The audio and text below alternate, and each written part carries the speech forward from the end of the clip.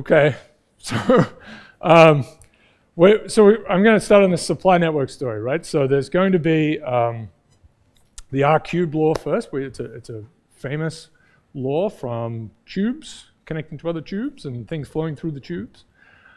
So we'll say it's a lovely little optimization story that's been observed a long time ago, really. So let's see. And then we'll start to talk about this a network story that connects to scaling in biology and ecology, right? It's a big deal. So how do organisms use energy as a function of time? You know, what's the power output?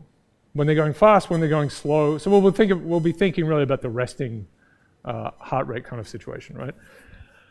It does potentially connect into forests and plants, right? So again, massive number of orders of magnitude. Well, it's not millions, right? But it's many orders of magnitude from the smallest life scale to the largest. We talked about that in POX. So lots of data potentially.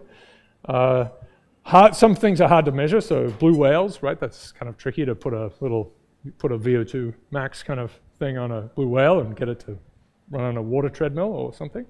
So that's a bit tricky, but we've done it for lots of other unsuspecting organisms.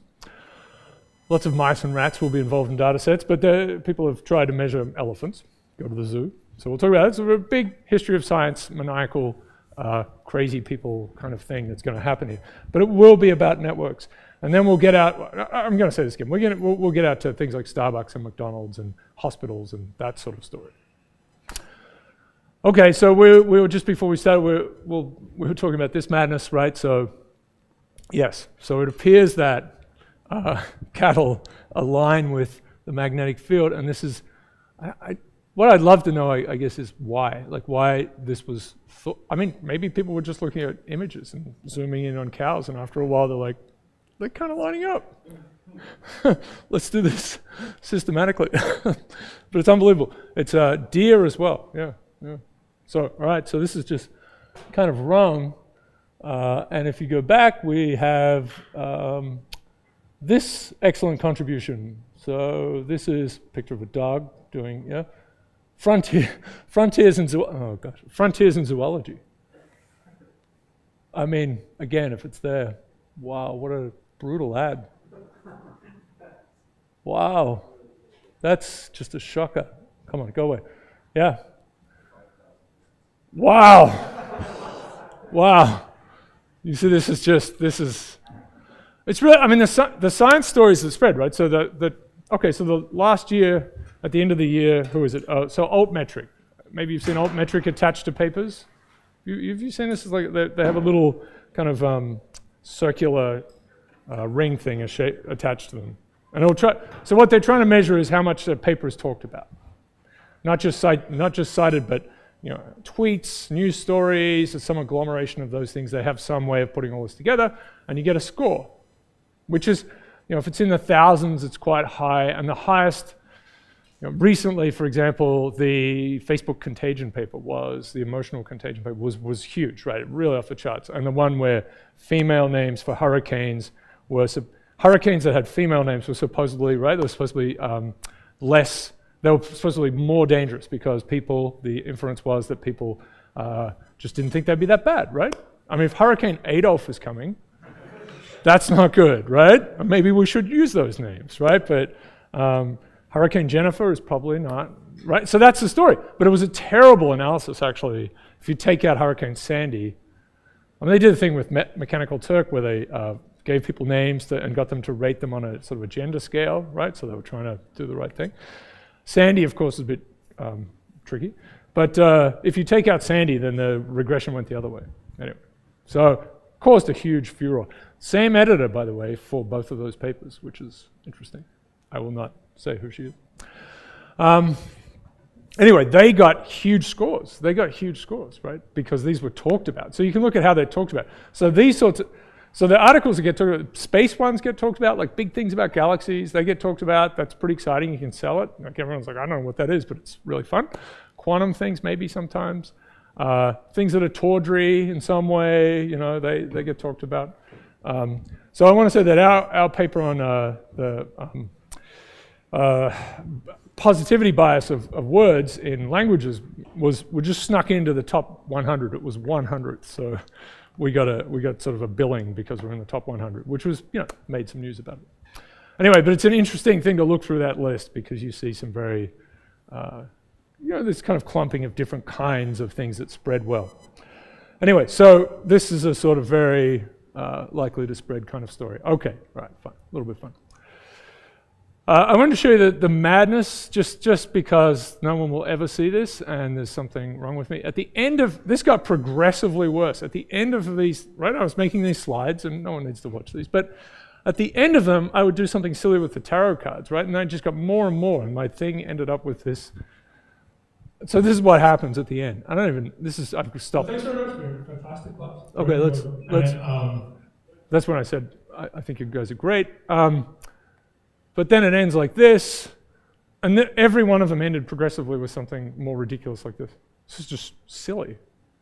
Fading and stuff. Anyway, I don't know what it was supposed to be dealing. Anyway, usually I would have something at the end of lectures for fun, and that's what, maybe it's a cat being patted, but that's what happened in that semester, and I almost made myself go insane. All right, so I just wanted to show someone. So we're out, that's good, feels better. All right, good. And yes. I'm gonna make this, this website better in all sorts of ways, right? So this is simpler now. We've just got the episodes and slides are here, assignments are here, and then there's the random extra goodness over here, which just for whatever reason, because of UVMs, it's serving a page up from here. Come on, people. Oh, so sad. Am I connected to this crazy website? Obviously. Wow, just the best. Okay, all right, that's thrilling to watch. Is it dead? What's wrong? What is wrong? Oh, it's disheartening. Anyway, I'll make the thing better, all right, by getting it to actually work. All right, so I'm going to talk about this. I have a couple of little asides. They're not going to be movies, just little intellectual pieces on the side, which I want to try and sort of add more of as we go. Very interesting things to talk about. Okay, but this is a small piece by itself to start with. All right, good. And it has a little bit of intro about supply networks. Okay, good. So it's going to be Murray's law, which in Australia would be Muzz's law, or Murray, Muzza, gold, yeah, anyway. Okay, so, all right, now we're going to distribute stuff, right? You got your heart, it's distributing to your capillaries, and you've got Walmart, it's distributing things to its,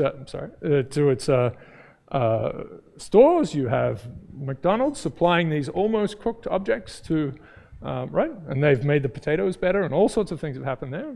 So they have to come in and then go out, so you have to think about these things. It's really interesting to think of the biggest story, I suppose, like a piece of, so it's just 1 grain of rice, right? Just to sort of imagine where that comes from.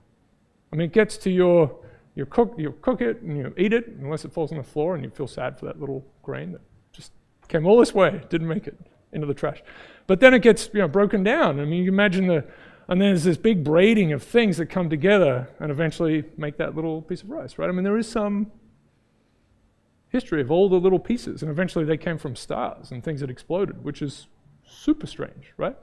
Unless there's dark matter in a grain of rice, but dark matter. Okay, so, but it is pretty funny, right? I mean, all these things came together, little grain of rice, and it's a little grain of rice for a while. It's this little package together. I mean, kind of like us, although we keep making ourselves. And then, what is it? What's the turnover for people? Like every 7 years, you're pretty much remade.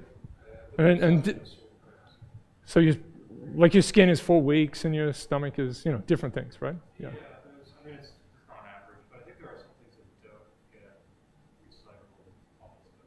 Some things take a while. We had a story, for a long time, the dominant story about brains, right, was that we didn't make new neurons. Once you got to 18, it's all baked, and you shouldn't drink too much was the story, and because if you knock them out, that's it. You're not going to get them back. But we understand much of it. There's an incredible plasticity, right, with neuronal structure. Anyway, all right. So distributing things, we're thinking about a couple of ways. So one will be you have one point source, maybe in 2D or 3D, and everything has to go out from that.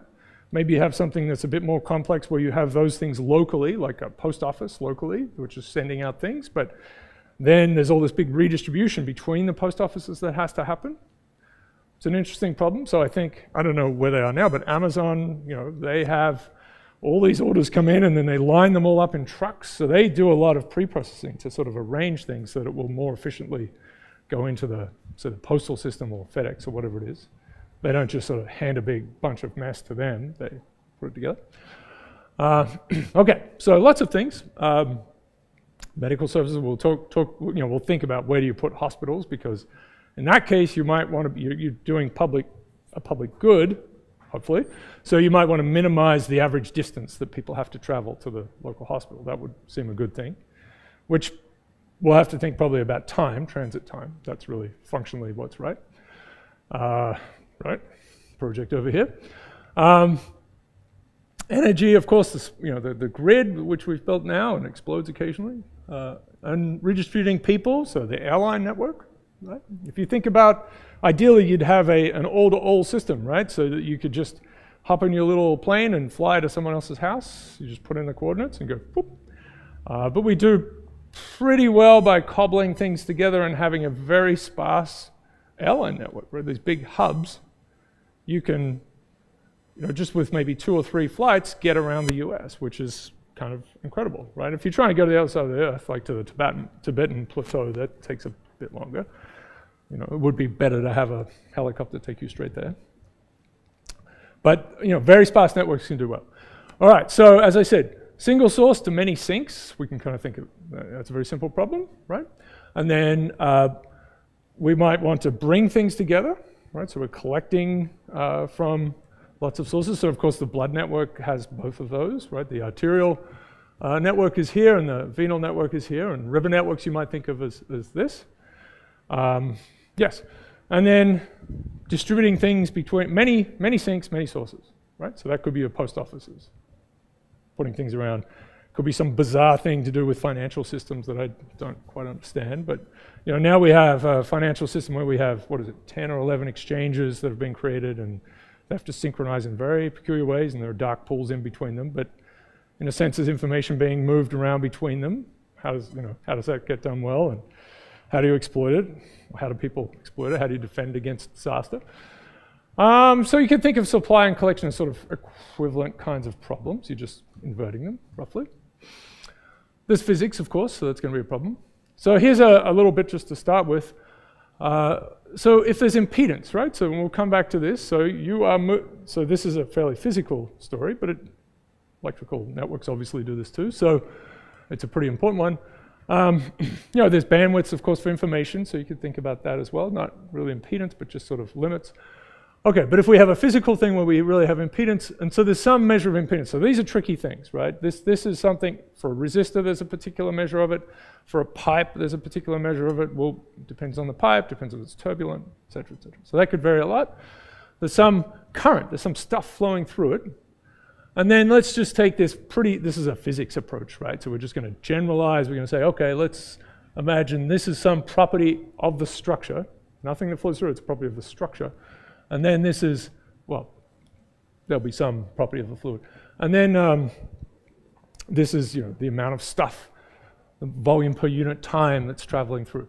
So we could just play around with this gamma and see what happens on networks. And so there's some lovely work that I'll show you by Marcelo Magnasco, who's one of the great students of Leo Kadanoff, who I mentioned at the end of POX, is a famous character in renormalization and scaling.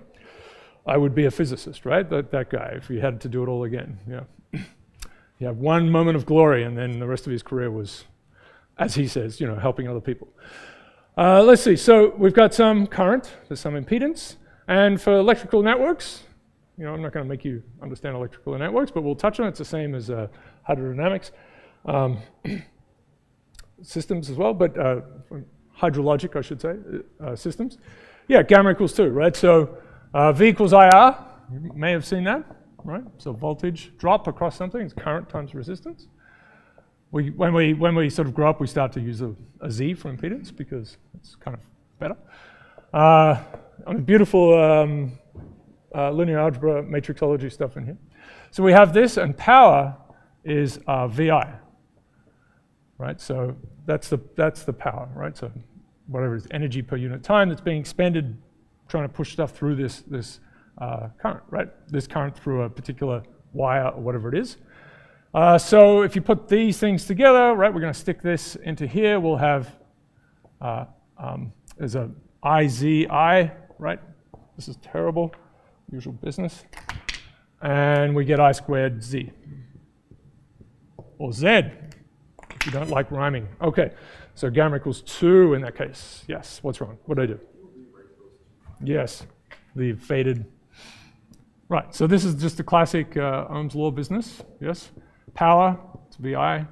I'll talk about it a little bit more when we do some hydrologic stuff here. And that's an I. Just, yeah. So power is watts.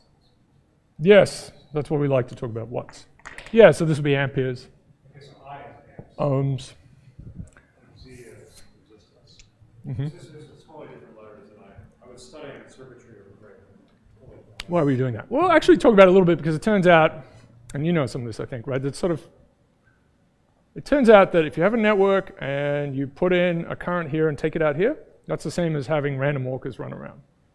And we know about random walks, which is really pretty spectacular. I might just be missing something, but why is that equal to I squared?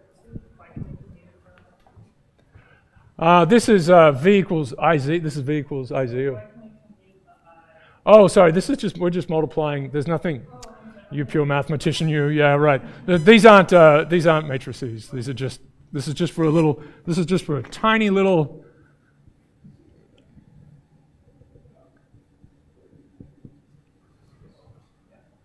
That's all. All these electrons are just running along here, trying to find new jobs.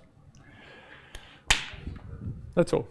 Okay. So here's a question. So if you tune this, and we have a nice example of, gamma equals 2 is a real thing.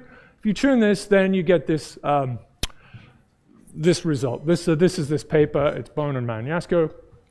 There's another one by Banavar et al. This is part of the cabal that we'll talk about later on. Anyway, so get to them. So this is a nice little hexagonal one, and I think the idea is, so this is the output. We're trying to drain things out.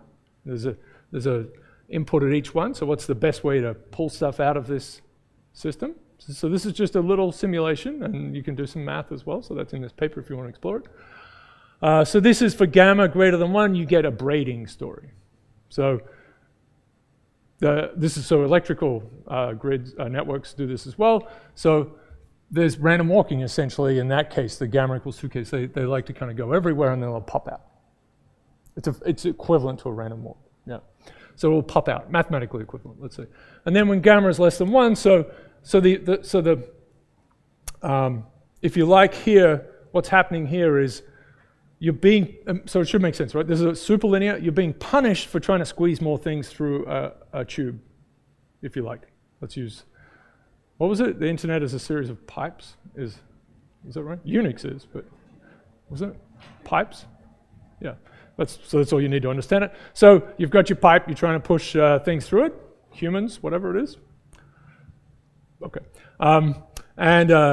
it's actually true that fluid mechanics is used to model pedestrians, right? And to Mecca, where there's been so much trouble over the years. There are models, and it looks video from above. You can see waves and all sorts of things that satisfy fluid mechanical equations. Okay, but this you're punished, right? There's a superscalar, so you're punished if you try to put more things through a particular tube. So they'll split up. That'll be a more efficient thing. Less power is being. So because we're trying to push more stuff through at the same rate of time, it makes more branches, more places. Yeah, it's going to the solution. The solution will allow. So you're flowing materials coming from this point. It's trying to get out here, and it's going to spread out as it does that. And it's going to be forced. As this gamma increases, it's going to be forced more and more and more to do that. Now, in this case, you get a returns to scale, right? So gamma is smaller than 1. It's a sublinear, and it's better to join forces and go through a tube. You actually get a benefit. It's less, right? So it's better to sort of all be trying to get into a tube. There's less impedance. Less power expended. The impedance is the same.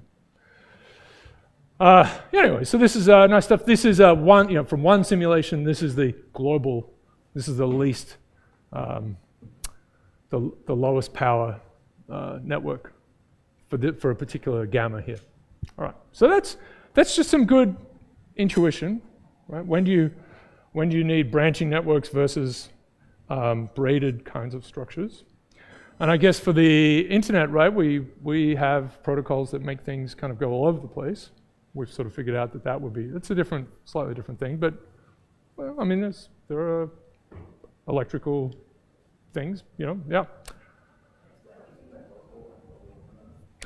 Yeah, so this is a simulation, right? So they run this, in this case, some Monte Carlo simulation or some sort of simulated annealing. They run it, and this is the best they can do, right? So there's some flow coming out of this, and they'll flip it this way or this way and try to give it different possibilities and see if so this is a local minimum, and the simulation stops.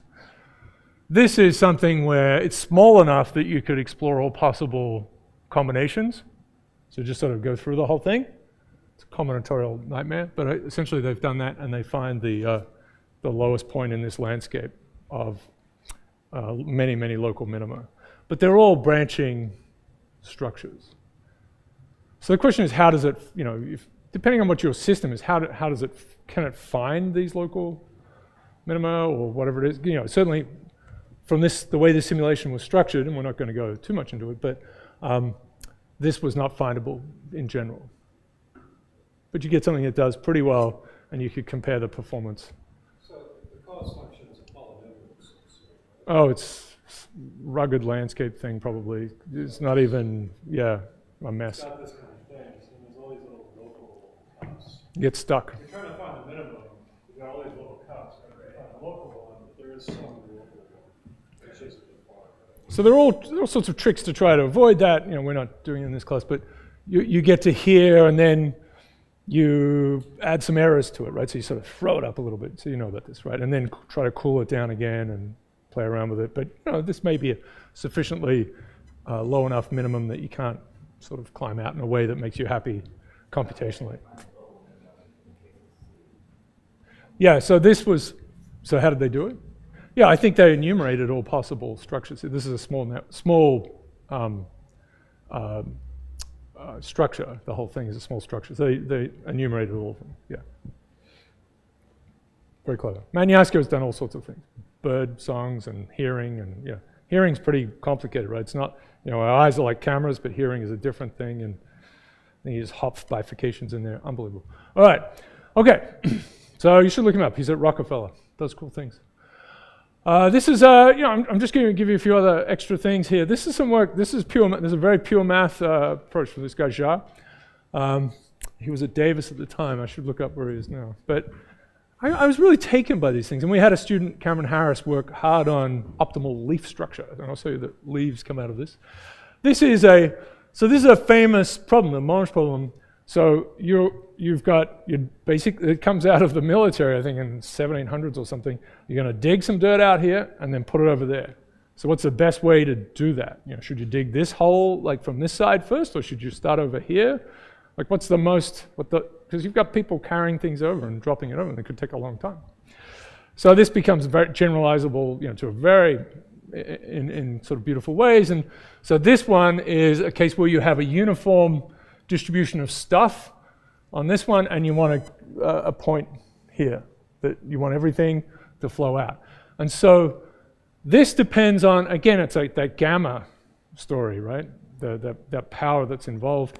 This is something where you get returns to scale. So he's tuned it in a way that branching works. So when gamma is, what should we say?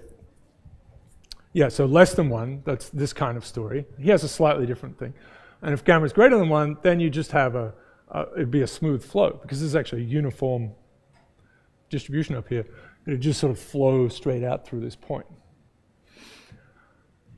But so you want to move it in the fastest time and this sort of thing. This is moving stuff up here to stuff here, and it's a mathematical thing. So actually, there's an infinite little branching structure that goes on here because it's a continuum material. Yeah. Is there like an important ratio of the successive line segments in that tree? Yeah, I don't know, I can't remember if he looked at that, but it's got to be there, and it should be connectable to the, what you've put in for impedance, and yeah, right. So yeah, so these are situations where, and so you can dial it, so you can make it better for things to join forces, and then they'll do it more quickly, or they'll be, take longer to do it. That's nice, and he made a whole bunch of things with trees where this was a little kind of a growth thing, right? So, this is a funny thing. So he has a couple of exponents up here that he could play with, and he's not forcing this shape, it actually just came out, which is pretty nice. So sort of mapley. Compared them to real leaves. It's a fun little paper. It's very technical, pure math thing. So not bad. Okay, so I've talked a lot about this branching networks thing, and we're going to sort of expand out into other pieces, but it turns out it's very controversial as to what is really going on with these shapes, and what's the big physics, biology, beautiful story. Is there something that's universal? Was God involved, et cetera, et cetera.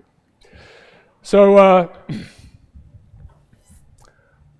and I'm just sort of setting up the whole thing here, I suppose. But so that we have these self-similar things. So this is fair enough. We have these self-similar networks. We've seen ways that they appear. I mean, I don't know what the ratios are for those ones, but they're self-similar structures again. So certainly there are differences in scalings in the actual exponents, but the scaling behavior is present in all of them, and they agree in these scaling relations. How say Hack's exponent is related to the ratios of Horton, for example. They're all internally consistent. Okay, so let's see if we can get to some of this. We have this sort of usual game. There's people trying to argue for optimality, and then people saying it's just pure randomness, right? Again, Mandelbrot versus Simon. It's somewhere in between. It's some fight between these two things. Okay. So I'm going to do one little, we're not going to do the big network story just yet, we'll go out to that, but let's do a little tiny thing, just a fork, optimal forks, really good tines. Okay, so this is Murray's law. It is from 1926 originally. People have presumably derived it different places. I want to mention trees, Murray's law. I said it the other day, I know, but if you look at the outer reaches of our blood networks, they obey this law. I believe trees do when you get further out in the branching. Okay, so here's our picture. A couple of things. We have some length. This is another fork is going to be at the end of these pieces, right? So there's a length here, there's a radius. We're going to simply call them 0, 1, and 2. So 0 is the parent tube, if you like. There's some flux, that's phi 0. That's coming in, and then I had to flash back to the high C's thing, and I do apologize. It really was, and there's velocity as well, right? So we have velocity of these things. So, and I mentioned the other day that depending on how this, right? So you could have any kind of forking, right? So these could be really thin tubes. You could just have a fork. And these could be really thin tubes. And the velocity, the flux has to go through it. Let's say they're equal sizes. You've got this big tube coming in. It has two little tiny tubes. I mean, it has to increase the velocity enormously, as long as the thing's not failing, right? So we understand that. So that's that's sitting there. That's going to create blood pressure, right? That you've got some atherosclerotic action here. It's not good. Yeah, had a good-looking tube coming down, and you've been feasting on the hamburgers, and that actually affects you, not like some magical humans, apparently. What was that? Supersize Me? There was some guy who'd eaten, do you ever seen that? That guy had eaten quarter pounders every day for like 30 years, and was thin as a rake, and it's great. Anyway, generally speaking, it doesn't help, right? So this thing becomes kind of messed up a little bit, becomes tight, and then it's going to be harder. But we're going to assume things are going pretty well. Right, so this is going to be, and here's the thing, there's no foreshadow, it's straight up. We're going to find this. It's pretty odd. There are no little parameters sitting around here. This is quite a delicious little result. For an optimal kind of flow, it's smooth flow, so it's going to be fluid, but it's not beans going through it or rice, that's hard, right? Or people walking through tunnels, that's another thing altogether. it's going to be fluid. But, that's pretty general. Honey, mushed up bananas, maybe. Milk, water, blood. Okay, so, yes, it's a nice little thing. Pretty weird. All right, so it's pretty good for the outer, as I said, outer branches of blood networks, trees. Okay, I've got links for you. Good. Darcy Thompson, is this someone that people know about? No? It's kind of gone the way of Gary Larson.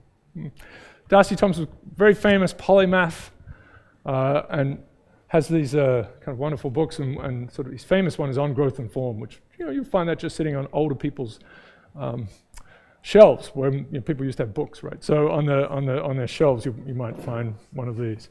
And it's really charming to look through. It has little sections. It's all about optimality, lots of things about shapes of organisms and how you can use nice kind of remappings and some mathematical kind of things, conformal maps, all sorts of stuff to move from a crab to another kind of crab, or from different kinds of vertebrates, that there's some really smooth sorts of maps that take you between them.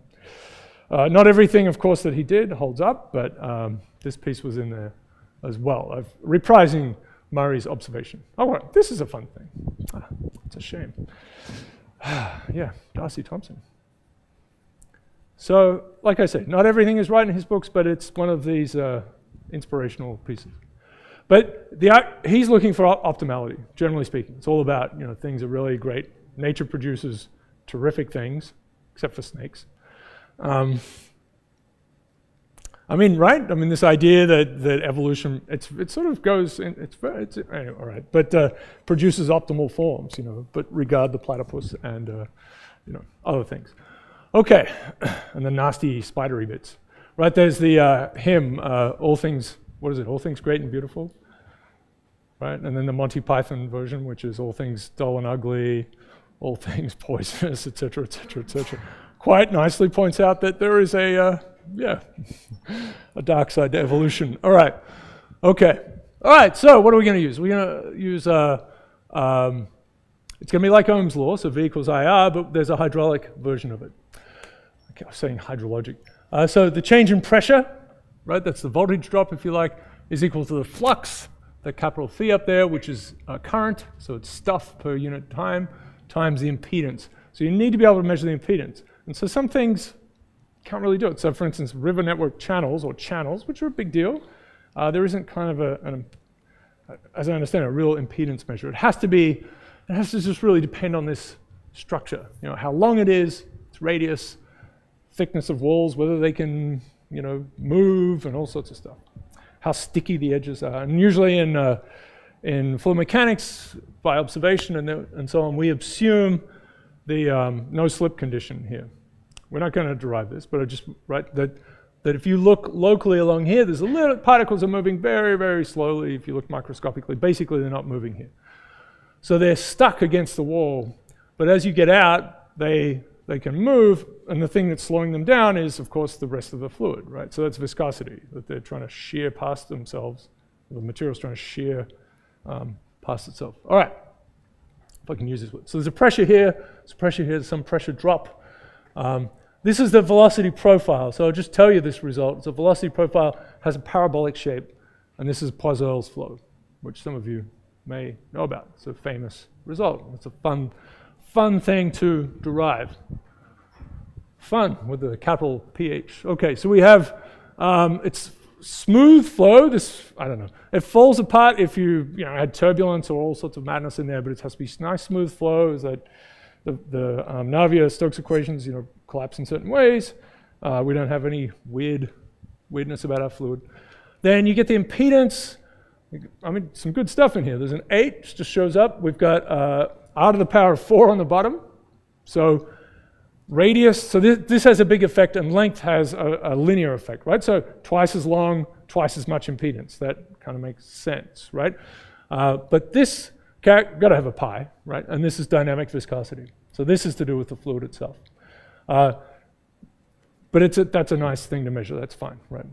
Okay, so, but r to the 4th. So, right, you double the radius, or double the diameter of the thing, and then you get a 1/16 on the bottom, if I can raise 2 to the power 4 properly. Yeah. So your impedance decreases by a factor of 16, right? So it really helps. So really tiny tubes, the fluid that's in the middle is really feeling the effects of the walls. And the bigger it gets, the walls matter less, and you can kind of charge through the middle. And even though you know that right at the edges you are slow, like you slow right down to a standstill. And in the middle you have this nice, okay, good. So, we're not going to drive it, I'm just trying to tell you what. So, same sort of thing as this little bit of scribble over here. We have the, due to the drag, right? We have, we can multiply so this is the power, this is how much is energy loss per unit time. This is flux times the change in pressure, words. So that is flux squared times the impedance. So this is a little blob we'd like to be small, right? Okay. At the same time, we have to maintain this. Let's say it's blood, right? We have to look up after this fluid.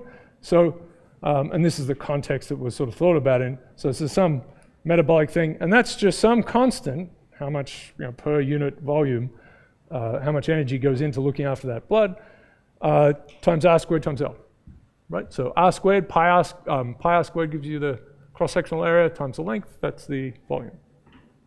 And then some proportionality thing. Mm-hmm. Okay, all right.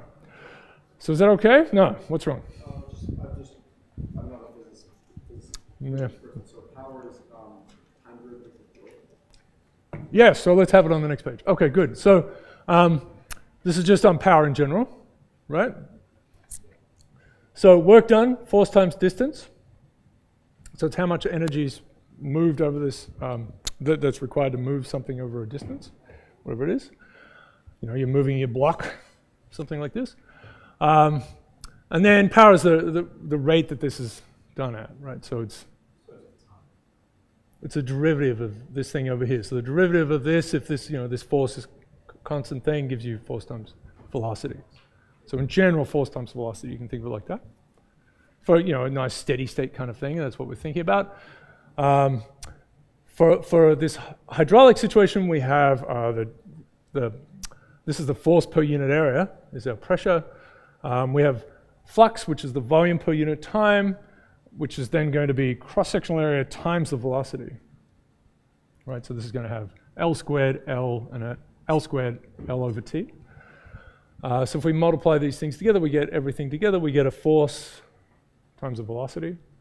And so that's it fits in with this other more mechanical story, general mechanical story. It's okay. It's a bit of an excursion here, I realize, but good stuff. Okay?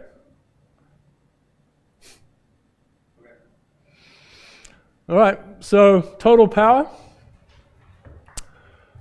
Interesting. So, to run this thing, we've got how much power we need to, push the stuff through, and how much we need to keep that stuff in good shape. So we're going to add those things together. We have this constant C, so that's sort of, something we don't really know about. We're excited about all these constants, but now we're sort of adrift a little bit there. But this is just putting our pieces back in here. So there's this I squared R, right? This is like the I squared Z story. Here's our flux squared, the impedance for this Poiseuille flow. Yes. And then this cost for looking after that material. So interesting, how much you could generalize this. All right. So power, so actually that's true, right? Length and length. So they're both sitting there, but the R's are going to give us something interesting. Yeah. So nonlinear, so increases R, we talked about it. It makes the flow easier, right? It's easy to get through, but you have to look after more stuff.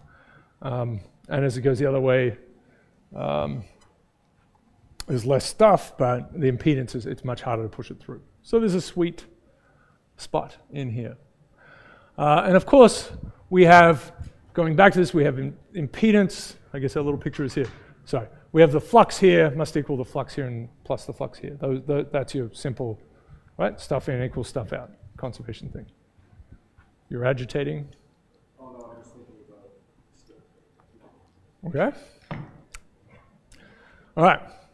So we're going to do a little derivative of this business, just with respect to R. Nothing too crazy happens. we get it, there's an r out of the 4 on the bottom, so we get a minus 4 out of the 5. It was 2r, so r squared becomes a 2r, set it equal to 0, cancel some things. Basically, we have a phi squared, and then we're going to put this blob over here, and we'll get an r to the 6th with constants. And the L's will cancel. So, let's smash that around. Let's see. Yeah, so we'll get a C. There's a pi comes up over here. There was a minus sign here, so that's gone away. We have a 6. This is a 32 and a 2, so we end up with a 16, and the viscosity is on the bottom. And we can just say this is some constant squared. Let's say it's squared because we have lots of squares out of the 6. What is K? So that's all this blob. These are all constants. This is something to do with the fluid. It's the dynamic viscosity. This is maintenance of the fluid. So we'll just call it, and we'll call it, you know, sometimes it's nice to choose your constant to be a log of a constant or to write it like that, just to be sneaky. Because we're going to take a square root of this, and that's nice to not have a square root of k. But it doesn't really matter. It'll go away.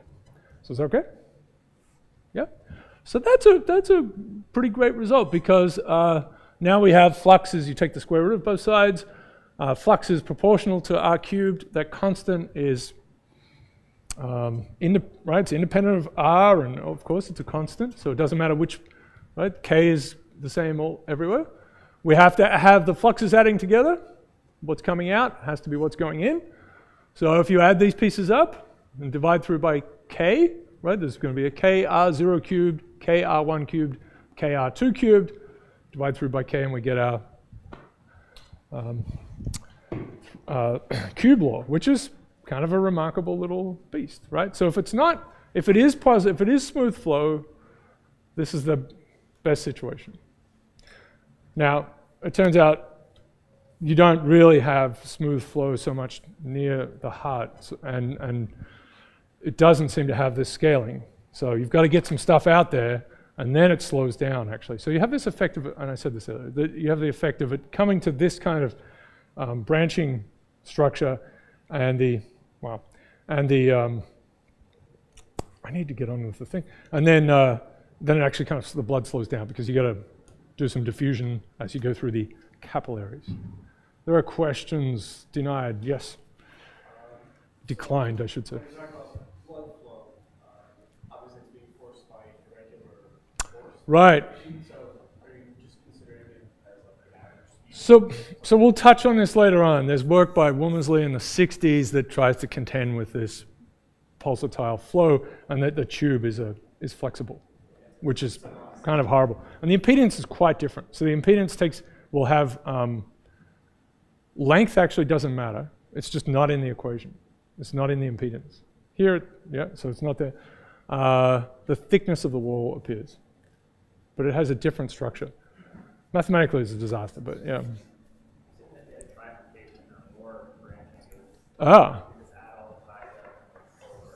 Yeah, so let's see if we can, okay, so a version of that, and I'll just go through this. If we try the Tokunaga story, which you've been working on, which kind of tries to do what you're saying. So we're going to now think about this side branching structure.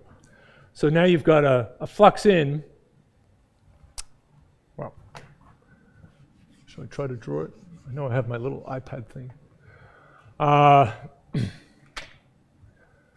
Yeah, so there's this flux, right? So there's these two tubes that come together to make a bigger one, and then all of these little guys are coming in, right? And they're all different orders. So these are omega minus 1, omega minus 1. It makes an omega order stream, and then these are all orders 1 to omega minus 1 distributed along the side, and then that's the end of this omega 1 here. So what's coming out of here, just die within, wow, really bad. What's coming out of here has to be all of these pieces added together. The two that make it, and then all of the side ones added together. So you can do the same thing, and we have this is just a general result. So you can stick all of this stuff in, the k's cancel, and we have r cubes now, and these are, so before, we haven't had this before, right? We've had the length of stream segment, and we've had the basin area and that sort of stuff. This is now the thickness of the tube. And there's a cube relationship. And so you've played around with this in the assignment. You end up with solutions that have that square root thing, that quadratic business, that connect Tokunaga's parameters to, should there be another thing in there? To, oh yeah, TK is here, right? To Rn, for example, the Horton ratio for numbers, and then the Horton ratio for area. They're the same, and they have that same connection to Tokunaga's law. So you can go through and do this. Same kind of idea. We'll divide through by this cubic piece here, and that'll give you whatever, if there's this ratio for branch, and obviously there is, because of the self-similarity we're imposing. You go through it all, and you would find this. You'd find that the ratio, the ratio for the thickness of these vessels is the same as the ratio for the number, and the same as the ratio, in this case it's volume, right? So you've got a tube that's coming down, it's supplying a volume, not an area. It was a basin area for river networks, and now it's and of course it's drawing from that. This is a blood network, it's supplying a volume. Supposing that all the branches of equal order have the same radius? Yes. So we're talking about like the average, A lot of averaging, yes, a lot of averaging, yeah.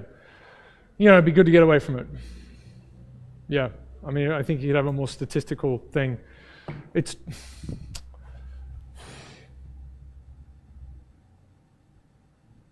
think it's sort of saying, if you tried to think about the impedance of this thing, like looking this way, that's a tough calculation because you've got these little thin tubes come off and then a big one. So as you're sort of looking up into it, right, this is breaking off into parallel. So if you think about resistors, you have series and parallel. And as soon as series is good, right? You just add the resistances together.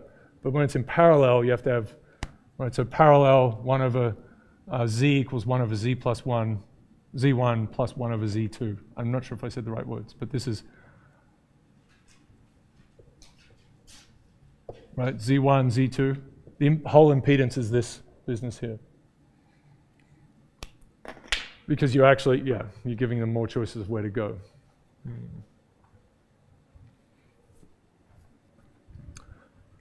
Right, so if, for instance, these are the same, you add them together, you get 2 over Z, and you flip it upside down, you get Z over 2, right? So you're making it easier. Series, it makes it harder. Right. But that would be all of these sort of continued fraction type, crazy fraction expansion thing to try and do this exactly. But even then, we may have a problem because this is all about averages, and they're not, they're statistically kind of varying as to where they are. Explain what flux is. Flux is just, the volume of stuff that's traveling past a particular point, whatever it is, your, say a point in a blood vessel, it's how much stuff is going past per unit time. So it's volume per unit time. Yeah. Right. So, and you might measure gallons per minute for, for fluids, and, for a big, kilogallons or mega gallons or gigagallons, something like that for gigaliters for, Niagara Falls, right? I mean, there's so much going over it every minute. Yeah. Cubic parsecs. All right. Okay, so maybe there's more we could do here. I don't know, this is sort of sitting here. I just figured this out. I mean, it's an obvious thing to do, but it's not published or anything. Just try to connect it with what we had before. I think that's it. We'll come back to this. It's an isometry kind of story, right? So if the volume of the order omega vessel that it's supplying scales as the length of it cubed, right? Instead of allometry, right? This is non-allometric scaling. Then we get this kind of story as well. We get the ratio for length cubed is, ratio for the stream lengths cubed is volume and number here. So it seems that the ratio for the area the ratio for the diameter or the radius of the vessels is the same as that for the lengths of the vessels. Right. So, I don't know, maybe there's something else. We'll talk about West paper. This is a very famous paper, 1,000+ citations. It's a disaster, but we'll get to it. It's very important. There's no dot on my et al. That's so bad. Gosh, I should just give up now. Boink. Okay. This paper by Turcotte does this well. It does this kind of with Tokunaga as well, so sort of, but yeah. All right. That's a good place to stop for that. How are we doing? Okay, good. Okay, good questions, people. And I think I need to go like this. Yeah. Okay, so I just want to give you a little aside just to sort of go in between it. So the idea is we'll add to these. Yeah, so this paper just appeared yesterday in Nature. Maybe you saw the news about this, but it's incredibly interesting. I mean, my career grant from years ago, one of the things I talked about was trying to, do sociotechnical computation to try and not solve Go, but produce a kind of an algorithm for playing Go that's better than any one person, right? So I'm very famously in chess. So chess, of course. So if you read some of these articles, so 89, I think, I don't know if it was Deep Blue then or what it was called, but the computers were beating pretty good people, right? Grandmasters. They were beating them. It took them 8 years to beat Kasparov, right? That was 97, I think. But if you look at some of the other games that have been played, I think in about 2000, Kasparov played, if I'm saying his name right, what was it? So the web exists, the internet exists. It's been going for about 8 years. So he plays the world, right? It's a pretty great, and he thinks for him, it was one of the greatest game ever played. He actually sort of thought he would just trounce this kind of collective that's voting. They did have 4 grandmasters that were kind of helping organize the decision making, but it was done by vote. And it was pretty close. It was very close. It was super interesting. And then a bit later after that, you have, and I know I may have said this thing, you have a competition where people were allowed to just use computers, right? And so the people who won that, do you know about this? The people who won were just 2 not super high ranked chess nuts, and they had 3 laptops, and they were doing different things with them too. They were exploring different ways, and they beat a whole bunch of grandmasters and people with bigger computers and all sorts of things. So, I think it's still the case if you take something like Deep Blue and you take a person who's, one of the best and then give them a computer as well, could be just a laptop, they can beat them, which is good. So people plus computers are still sort of doing well. But Go was always the hardest thing. I mean, Go was insane, right? Go is totally insane. Actually, if you've ever played, this is a much simpler, different kind of game, Dixit. Has anyone played Dixit? Damn it. Dixit is a game with all these kind of numerous weird cards in it, and they're sort of dreamlike in a way. I mean, they have identifiable things in it, but you have to suggest a name or a word or a phrase or something, and then people have to put down their own cards, and you have to guess which one was the right phrase. And what you're trying to do is actually have someone guess the correct one, but not everyone. So you have to sort of be in the middle. So it's very weird. It's kind of very human metaphor, literary, sort of strange thinking. I really wonder if an algorithm could do that well, because, anyway. But this Go's just sitting, it's a mechanical game, right? It's just sitting there. It's a strange board, right, size-wise, but it has many more possibilities than chess, but it's just black and white stones, right? It's pretty simple. And for a long time, the best Go games would, you could just destroy them if you were any good, right? They were not. They really struggled. But things have come along. This paper is, I guess it's so it's trained by what people have done in games. You can correct me if you've looked at this. I believe that's true. So they fed in a ton of actual history of games. So that's what I'm calling it, a socio-technical thing. So it's not completely, born out of nothing. Just here's a game, learn, think about it. So it has that, and then there's it's a sort of neural network structure in there that, I haven't read it deeply enough to understand, but it's a deep learning kind of thing. And that makes it's effective. It's beaten the best, the European champion, who's not anywhere near the champion from Japan or China or Asia in general. But they think that might happen in the next couple of years, right? They're lining those competitions up soon. Maybe it happens this year, I don't know. But it won 5-0, so humanity, not so good. They played it against many other Go games, including versions of itself. Anyway, the story for this is it's developing, so you can see it win, you can see the decisions that it made were good. People watching say, oh, it's good, right?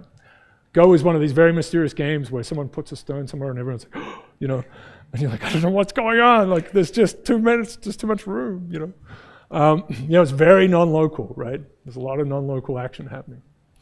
But it does a lot of searching forward, of course, into possible things. And so people can see it's good, but we can't unpack what it did. Like, it's not going to tell us, here's the mechanism. And that's probably, we talked about this in Pucks. It's probably just the way things will be. We'll be able to make great neural networks. The deep learning thing has been a big deal. So we'll be able to emulate it and go past it, I suppose, as you sort of see here. But it'll be just kind of like us, or some version, a better version of us, maybe. Sort of intuitive, weird. It's like, just do this, and I can't quite explain the whole mechanism for why I'm doing it. Anyway, so that's that's just super interesting. So connected to this, and there's a network story for it from a couple of years ago. So you could look at that. Let me. I don't know if I really want to show that. That's so sad. You're a rude thing. That's not for yet. Sorry.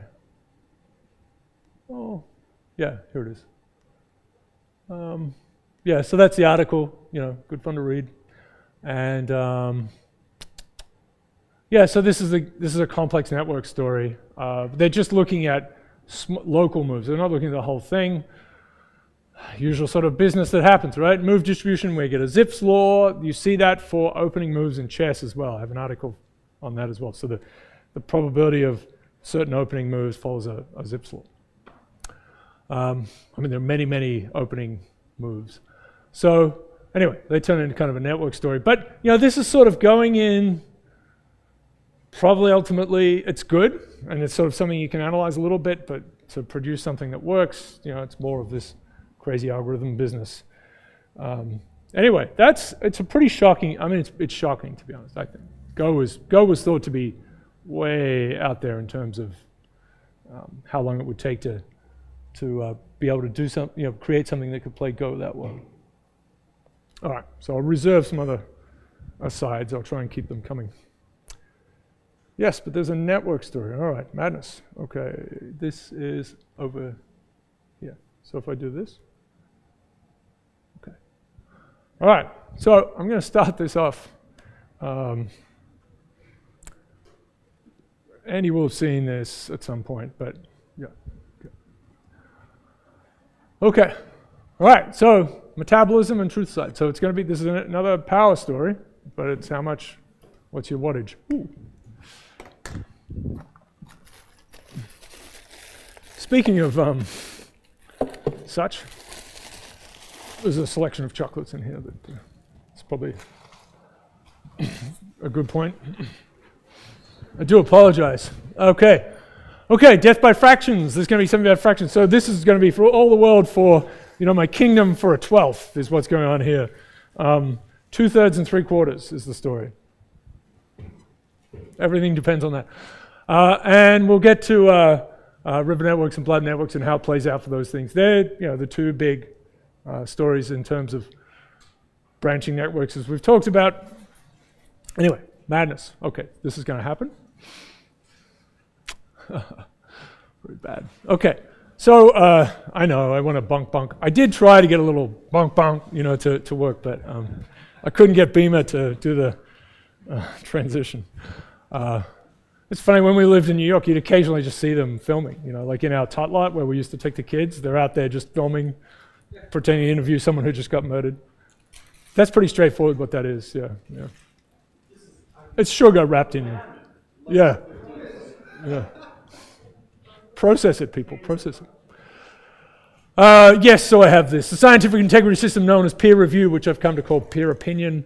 The people are represented by two highly overlapping yet equally important groups. The independent scientists who review papers, apparently for free, and the scientists who punish those who publish garbage. This is one of their stories. Okay.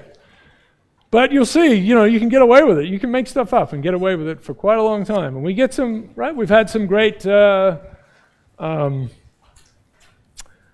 fraudulent performances in science. There was a guy at Bell Labs. Do you remember this guy? I've forgotten his name. He's German. He's back in Germany. But he basically had a Science or Nature paper every 2 weeks. He was just crushing it, heading towards a Nobel Prize. And the issue was they knew what, it was some quantum thing. I can't remember this. There are books you can read about it. They knew where they were going, so you could make up the figures that kind of would come next. And that's what happened. And he got caught because he basically started to use one figure in 2 papers and look bad. And I think in the end there were 30 papers retracted from at least maybe Science, Nature, PNAS, all disappears. Anyway, this happens. It's not necessarily fraudulent. You get things that are done poorly, and then no one retracts it, right? Well, the Lancet paper on vaccines. Famous. There's 13 or 14 authors, something like that, more than 10. Everyone except the lead author said, you should retract it at some point. And they had to, I think they retracted against that person's will. But lots of, that created the backbone for a powerful story. We'll get back to contagion later on. Yes? So vaccines cause autism. There was a paper in the Lancet in 97 or 8 showing that link, purporting to show that link. It was, I think, on 10 kids. It was very small. Of course, it ballooned and it became a gigantic story, and it turned out to be unfounded. This is something you can go in. And it was retracted probably, I think, after 2010. It was retracted only relatively recently. So there's Retraction Watch. There's a website. We'll get to why I'm talking about this. But the biggest one recently was the psychology work on that simply going to door and talking to people about gay marriage would change their views. But it changed it enormously, actually, and it would stay changed. And it was a profound, extraordinary result. It was published in Science, but there were 2 authors. One was a PhD student, and he made everything up. He created, I think there was a company that he said he did the interviews and surveys through. Turned out he'd never interacted with them, claimed they had funding from certain sources, and sort of just pushed it past this senior character who's in another school at Columbia. Just so said, I have this result. Yeah. And then didn't he say he didn't have the data anymore? Didn't have the data. Lots of this sort of stuff, and he had a job going at Princeton, right? He was going to be at Princeton, and then now he's disappeared. So yeah, Retraction Watch. There you go. Psychology is going through just a disaster right now. I think they had 100 major papers they redid where they sort of had a challenge for themselves, and I think 60 or more they could not replicate. Interestingly, everyone whose paper was not replicated says it's still right. No one has come out and said, yeah, we messed that up. Anyway, so there's a whole thing. There you go. They love it. It's good. It's healthy in science. Anyway, all right. So why am I talking about that sort of thing? Get an alert every time there's a new... the cloning, right? The Korean work on cloning, what were they trying to clone? Sheep? No, Dolly the sheep was all right, but then they were getting to human cloning, they claimed. That all disappeared. Incredibly, very big name researcher in Korea, South Korea, had a lot of funding. All right, so this one is going to be,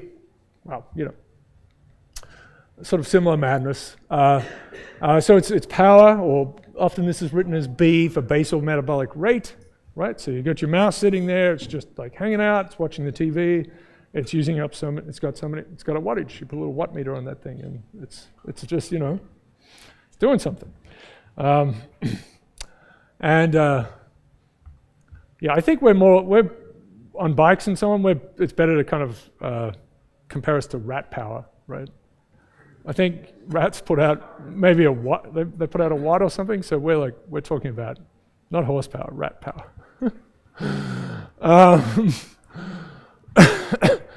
Anyway, that was actually a term used when I was growing up. Yeah, it's true, rat power, right? I basically grew up in Dukes of Hazzard kind of world. So let's see. So, organismal mass. So that's the big story. Got this big M. Everyone has an M. So there's organisms running around, whatever they are, centipedes, microbes, nematodes, elephants. The big thing for them is mass, right? They've got all these aspects about them. Their heart rate, their brain size, and all those sorts of things. But mass is a big deal, right? So that scales enormously.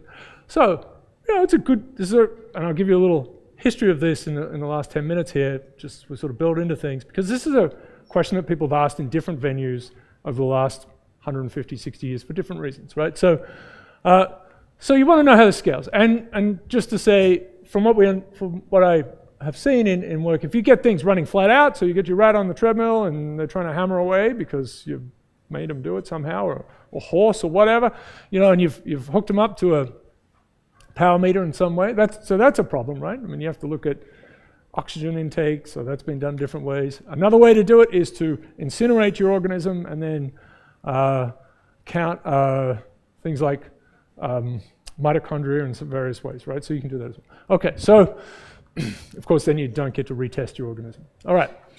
Okay, so these things, we're going to talk about, generally speaking, for mammals, we go from shrews. These guys are on the order of grams. They're pretty small. And then we have 3,000 kilograms, so sort of 3 million, 4 million grams over here for elephants. There's the elephant shrew, which is a very confused organism. It's down the lower end. Okay, so just to get a few things out of the way, this appears to be the story that there's a prefactor, right? And we often don't talk about that. We put a little squiggle and just say, something scales like something else, and we're totally happy, right? Physics, right? Sometimes, like in computer science, it can matter horribly, right? Sure, it's growing in polynomial time, but your C is like right? Right. Just ignore that. Okay. So this is only to be done for warm blood? So you can do it for what were called, I believe, poikilotherms, right? Cold-blooded ones. You can do something, and then hibernating ones. There's some other work on that.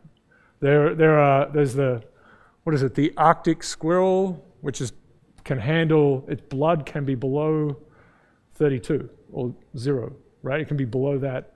It's a super cooled rodent. It has such pure blood, I believe, right? That there's no nucleating of crystals. So it's like fine, yeah. So Ice Age totally makes sense, right? Let's see, so this seems to be roughly the story. So if you look at internal temperatures of things, so birds, which kind of came a bit later with, well, it's not really true, they've got dinosaurs and then birds, but they're doing a difficult thing, flying around, generally speaking, except for the other ones that are walking around. The struthious birds, right? The finer organisms like kiwis and emus and ostriches. Cassowaries. The mammoth bird, right? So the mammoth bird was great. It was on Madagascar, just huge, gone. And the moa, which I guess was like 10 feet tall or something, wandering around in New Zealand. Anyway, they're gone. Which leaves the New Zealanders with the biggest animal they have as a kiwi. They just don't, there's not much going on. Amazing bird life. Anyway, eutherian mammals, placental mammals, that's us. So we have the babies are on the inside, the marsupials have a pocket for the babies, right? So we have a bit of a different plan. We have to, as kids, we would watch these, you're at school and you'd see a little special about, on a terrible projector of kangaroos and the joey being born and then crawling all its way up and then going into the pocket, it's kind of like, yes. Okay, so we have these dopey marsupials that get eaten by things that have teeth. And monotremes, and the monotremes are these 2. That's it. Ridiculous organisms because they're mammals that lay eggs amongst other things, but that's the echidna over there. And we have the excellent platypus. So very different organisms, but they're off in their own little box. And they have a lower body temperature, it seems, right? So there are some papers on this that suggest that you have different prefactors. So there's all this nice scaling, but you have to sort of separate them into different boxes. We'll see that people have tried to do this for birds as well. And it's perching birds versus non-perching birds. It's kind of the distinction that's made, but that's pretty dubious. All right, okay. So dimensional analysis would be the simplest thing. Let's just start that off. You'd say that you're just trying to exist, right? There's not running as fast as we can. I didn't quite say this. So running as fast as you can, it seems that power scales as mass, right? You're using everything you've got sort of proportionally, so it scales as mass. But then you slow down. Obviously, you want to not be expending too much energy, right? So we'll see a really nice thing about surface scaling later on, which I think is great. Okay, power proportional to surface area because you've got a balance, right? You're giving off heat, so we will think about warm-blooded organisms. So that's scaling if we've got organisms are not funny shapes, right? They're scaling its volume to the 2/3, right? They're not becoming, we'll talk about that later on if we have more pancake-like organisms. And that the density doesn't change too much. We can say mass to the 2/3. So we're done, right? We're done. Sort of spherical cow assumption, or at least isometrically scaling cows. Okay. So you might have log normal fluctuations, so Gaussian fluctuations in log p, because it's not going to be a perfect thing. We have a little bit of physics, Stefan Boltzmann law, right? So this is why they can find you with the scopes at night, if you're trying to run away from the feds or whatever. Not a good plan, because they've got the scopes. Because you'll be the little warm-blooded one. And if you're watching Buffy the Vampire Slayer and the vampires don't, they're cold, right? So they know how to get them. Okay, so important for your, you should watch the whole thing. Let's see, so Stefan Boltzmann law. So this is a great achievement. This is a big deal. But the energy loss through just radiation, right? Stuff is leaving. Of course, for us running around, we sweat. Dogs do it through tongues, so there's that kind of cooling down. We need that once we get going. That seems to be a pretty good human thing, actually. Horses, good at that too. So there are different ways of getting rid of heat. But just sitting around, this is happening. So it's proportional to the surface area, t to the 4th, yeah. Right, that's Kelvin, yeah. Okay, yeah, good. Which, right, so temperatures, whatever, and then proportional to S. So this would kind of connect with this, yeah? And we should be able to estimate that. And in fact, you can, and it's not far off. But actually, this is what, so we'll call it the Church of Quarterology. This is what people have thought since the 20s and 30s. And I'll give you a little history of why that is. But this is a strange business. It's 1/12 more than 2/3. It's not much. But let me say to start with, so what it means is it's a mystery, waiting for a physicist to solve it because they're the smart guys, right? What could go wrong? And then, but one thing that's sitting here obviously wrong is that, problematic, is that this is the resting thing, right? So 3/4 is more than 2/3. We agree on this part. So it means that there isn't as good a returns to scale. It's not doing as well as it could. I think people would say that 2/3 is the lowest thing. You get very different scaling, by the way, for insects. Very different kind of scaling. They're just all sorts of different shapes, but that's a different business. There are attempts to get this right down to cells and mitochondria and have a great big scaling rule. So that's pretty strange. That's a problem. So this is what I just said. This is fundamental inefficiency. So they're somehow running hotter than they need to, which is sort of plausible. Brains, something like that, right?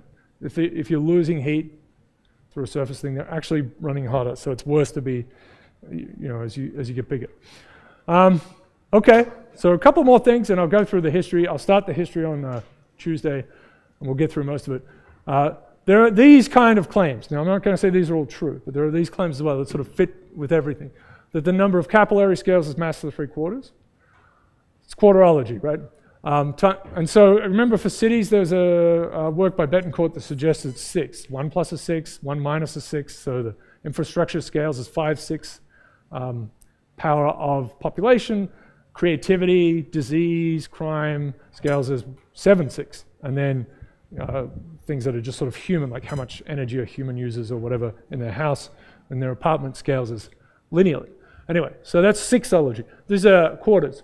So time to reproductive maturity. That's tricky, but, well, actually, age is tricky, right? Because you can have parrots that live for 100 years and that sort of thing, and remember all the curse words that your great-great-grandmother used to say. And then heart rate decreases. So you've got this big elephant. The ticker is running at a lower rate. These sorts of things we're talking about. So we're getting to the story that this must be about supply networks, right? You've got to get this energy out to this thing to run around, keep the whole business going. This is another story over here. Population density scales as mass to the minus 3/4. So that's kind of nice because then you'd have, if energy usage is mass to the 3/4, you multiply these two together, then you kind of have this equi-partitioning, right? So all of the rabbits are using the same amount of energy as the elephants, right? They're sparser, they use more. I think elephants consume 100, what is it? They 100 kilograms of food a day and destroy about the same amount. Like, they really take in a lot. But, birds are there pecking away all day. They have to eat basically constantly, some of them. But there are more of them, right? Or at least more of the ones that are the same size. Okay, this is a beautiful thing. If you have, let's just say it's not 3/4, doesn't really matter. If this lifespan is going up as mass to the beta, you'll see this. People write poems about this.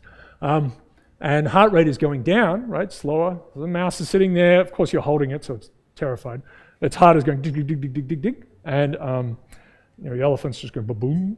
Then you multiply these two things together. Then you get this kind of number of heartbeats is independent of body size, which is if you basically get through a normal lifespan. Mass to 0. So that's kind of fantastic. People will say it's 1.5 billion heartbeats. Like, there's an estimate for that. And then people will go crazy and say, well, if you exercise, then you use. But then you're resting it. Right. Okay, so lots of beautiful stories here. There you go. And we'll get to the history on Tuesday. And then we'll connect it back to networks. And it won't be exactly what we did. We'll talk about a more general story for networks supplying spaces, allometrically growing spaces, and we'll get a very nice story. All right, okay, fun, super fun. I may be assassinated at some point.